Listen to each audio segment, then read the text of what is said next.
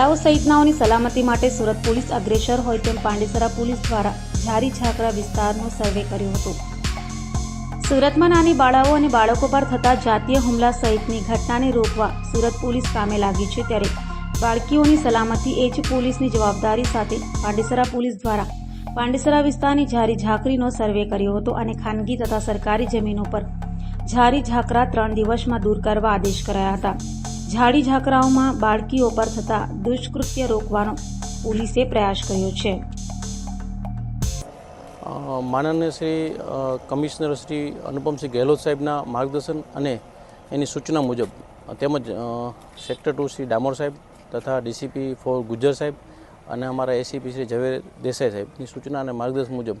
પાંડેસરા વિસ્તારમાં કોઈ અનિચ્છનીય બનાવ ન બને તે બાબતની તકેદારી ભાગરૂપે આજ અમે અમારી ટીમ પાંડેસરા પોલીસની ટીમ સાથે વડોદ ગામમાં અગાઉ નાના બાળકના રેપ વિથ મર્ડર જે થયેલા છે ઝાડી ઝાકડાઓમાં અને જે એકદમ ઘેઘૂર જંગલ જેવું વાતાવરણ સિટીમાં થયેલ છે તેના ભાગરૂપે અમે આજ પાંડેસરાની પોલીસ ટીમ દ્વારા એક સર્વે કરવામાં આવી રહ્યું છે કે ક્યાં ક્યાં જે ઝાડી ઝાકડા છે કે જ્યાં આવા બનાવ બનવાની શક્યતાઓ છે કે જ્યાં અગાઉ બનાવ બનેલા છે, તો એના ભાગરૂપે આવા બનાવ પાંડેસરા પોલીસ વિસ્તારમાં ન બને એની તકેદારીના ભાગરૂપે એક અમે આજ સર્વે કરવામાં આવ્યું છે અને પાંડેસરાની દીકરી એટલે અમારી દીકરી છે, પાંડેસરાનું બાળક એ અમારું બાળક છે, એ ભાવનાથી આજ અમે સર્વે કરી અને જ્યાં જ્યાં આવા ઝાડી ઝાકડા છે, જ્યાં અવાવરૂ જગ્યા છે કે જ્યાં આવો બનાવ બની શકે છે